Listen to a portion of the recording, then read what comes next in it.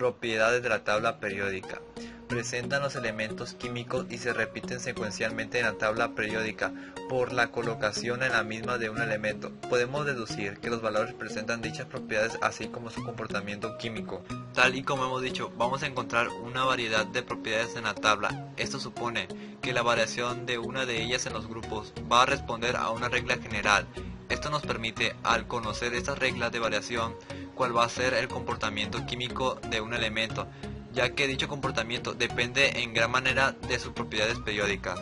Hay un gran número de propiedades periódicas. Entre las más importantes destacaríamos estructura electrónica, que es la distribución de electrones en la órbita del átomo, potencial de ionización, energía necesaria para arrancarle un electrón, electronegatividad, mide la tendencia para atraer electrones, afinidad electrónica, energía liberada al capturar un electrón, carácter metálico, define su comportamiento metálico o no metálico, valencia iónica, número de electrones que necesitan ganar o perder para el octeto. El volumen atómico es la relación entre la masa atómica y la densidad de un elemento. Volumen atómico es igual a masa atómica. La densidad se mide en unidades de volumen por mol. En elementos gaseosos se toma la densidad del líquido en su punto de ebullición.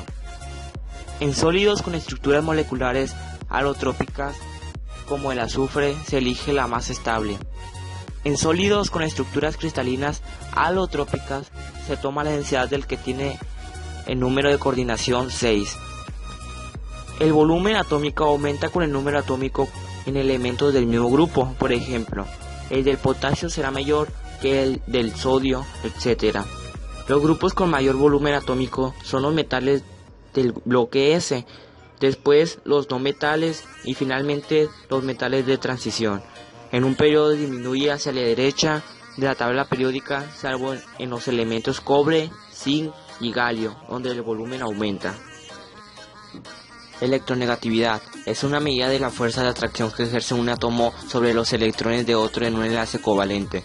Los diferentes valores de electronegatividad se clasifican según diferentes escalas, entre ellas la escala de Pauli y la escala de Mulliken. La electronegatividad es una propiedad química que mide la capacidad de un átomo o de manera menos frecuencia un grupo funcional para atraer hacia él los electrones o densidad electrónica.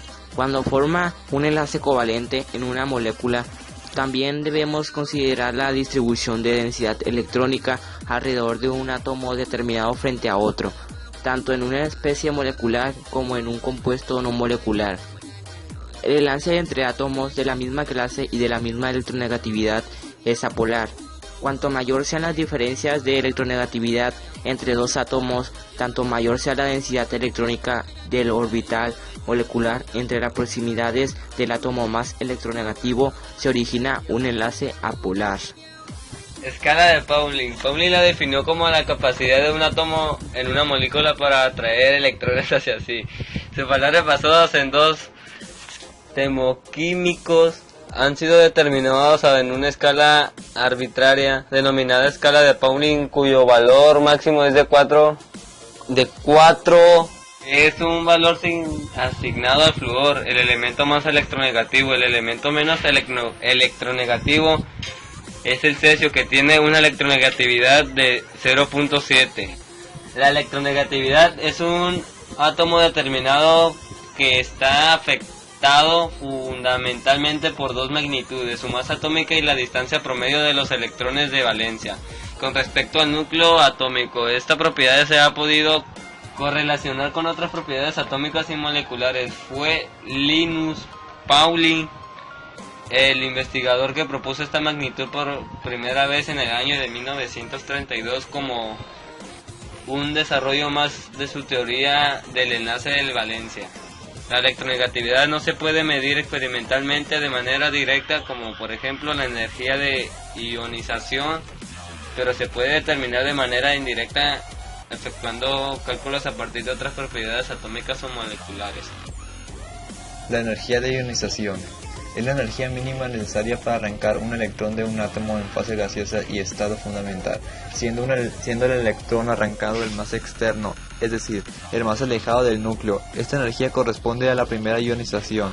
El segundo potencial de ionización representa la energía precisa para sustraer el segundo electrón, Este segundo potencial de ionización es siempre mayor que el primero, pues el volumen de ion positivo es menor que el átomo y la fuerza electrostática atractiva que soporta este segundo electrón es mayor en el ion positivo que en el átomo, ya que se conserva de la misma carga nuclear. Afinidad electrónica es la cantidad de energía absorbida por un átomo aislado en fase gaseosa para tomar un ion con carga electrónica de -1. Si la energía no es absorbida sino liberada en el proceso, la afinidad electrónica tendrá en consecuencia valor negativo, tal y como sucede para la mayoría de los elementos químicos. En la medida en que la tendencia adquieren electrones adicionales sea mayor, tanto más negativa será la afinidad electrónica.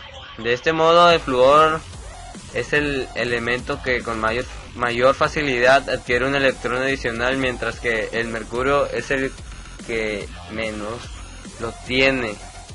Aunque la afinidad electrónica parece varía de forma caótica y desordenada a lo largo de la tabla periódica, se pueden apreciar patrones. Los no metales tienen afinidades electrónicas más bajas que los metales, excepto los gases nobles, que presentan valores positivos por su estabilidad química, ya que la afinidad electrónica está influida por la regla del octeto.